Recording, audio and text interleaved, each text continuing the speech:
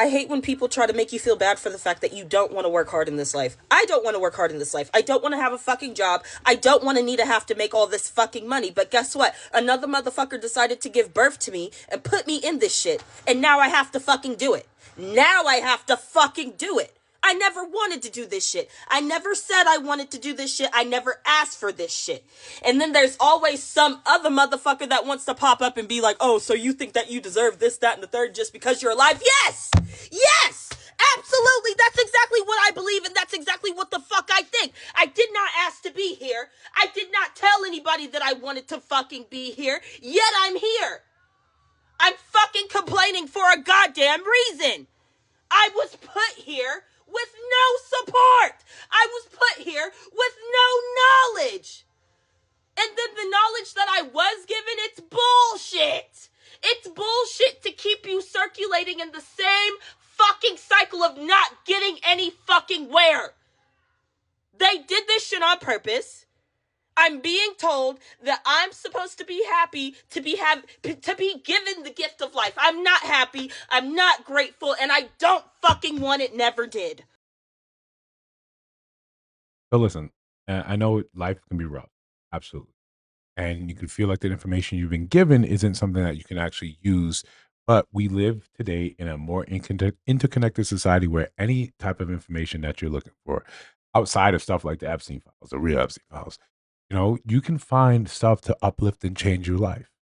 You can. That's the gift, right? Being here is the gift. Yes, it can suck. It absolutely can suck. But it's exceedingly difficult to feel any type of remorse for people that have this sort of viewpoint. You're here and you've got the basics down, right? Obviously, just looking, you live in some sort of house or apartment. You've got a rack of shoes. You've got those look like you know those aren't needs. Those are wants. You've got excess, right? Even if it feels like you're not doing the well, it doesn't feel like you're living that life that you seem to sort of want. You are above the rest in terms of the world, in terms of the world. But you have this opportunity, you have this radical opportunity to change your life, to change your trajectory, to change what you want to do. It may be slow, it may be incremental, shit. It may be generational. It really may be generational. But being here, being alive, I think is truly it's better than not. It's always going to be to me, it's better than not, especially when Cinnabons are a thing. Before we do a deeper dive into this one, like, comment, subscribe, hit the notification bell so you don't miss new uploads. We'll do two a day. If you're just seeing this video and you're an OG subscriber to the channel, shout out to you. Shout out to the new ones as well. Appreciate you guys. I like seeing the back and forth in the comments. That really makes me feel like the channel is actually growing. It's worth it. And I'm still humbled and amazed that, 3,000 plus subscribers was something we started in June. I know people struggle to launch pages, but we're just here to do the work, right? Discipline, the first video, we're just gonna stick with that. We're gonna stick with that. We're gonna stick with that. Um, but again, back to her video, back to her rants, back to complaining. Yeah, the beautiful thing, right? The thing I think is really beautiful about life is that it doesn't care. It doesn't care. If you're ranting and raving about not wanting to be here and it's not fair, you weren't given the tools, cool, you're here now. Look for the tools, right? Look for the tools.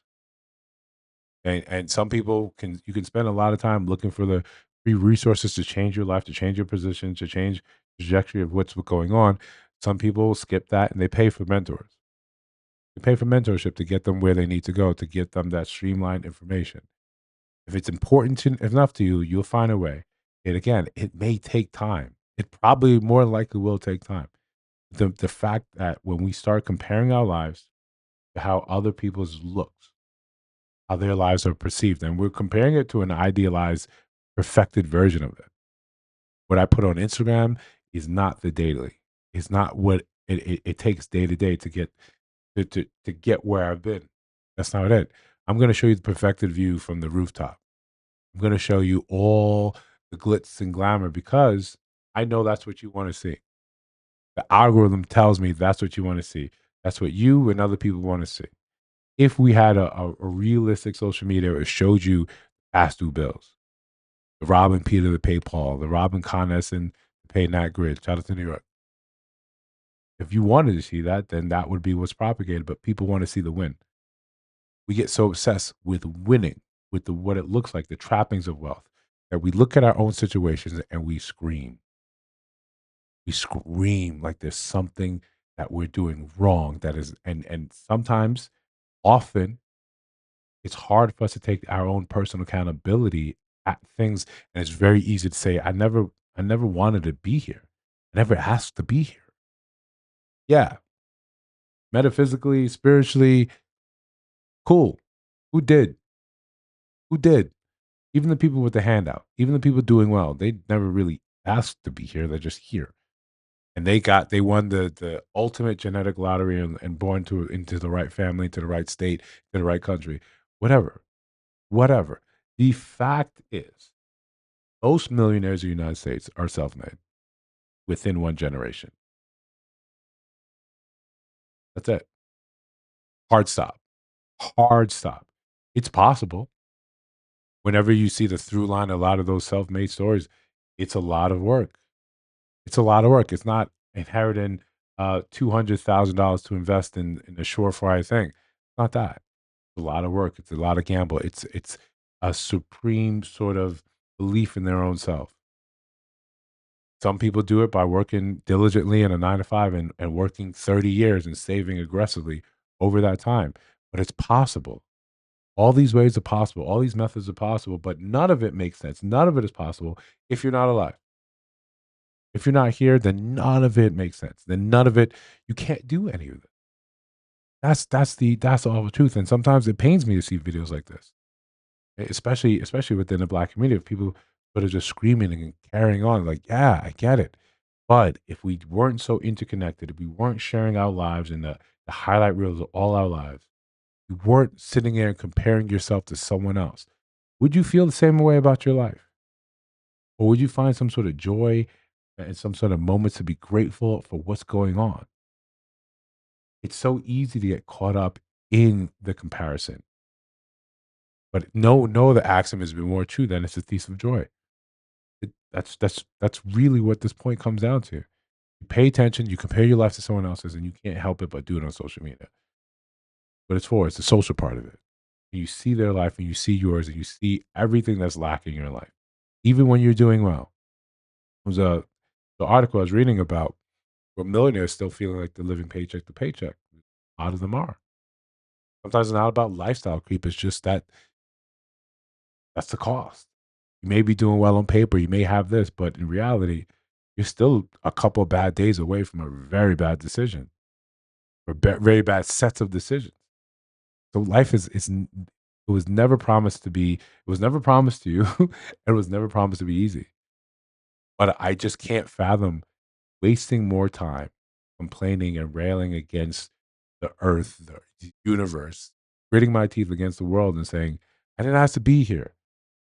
And for those that say, yo, you don't want to work hard, you don't want to work hard, then you're going to get exactly what you've earned. Perhaps nothing. You're going to get what you've earned.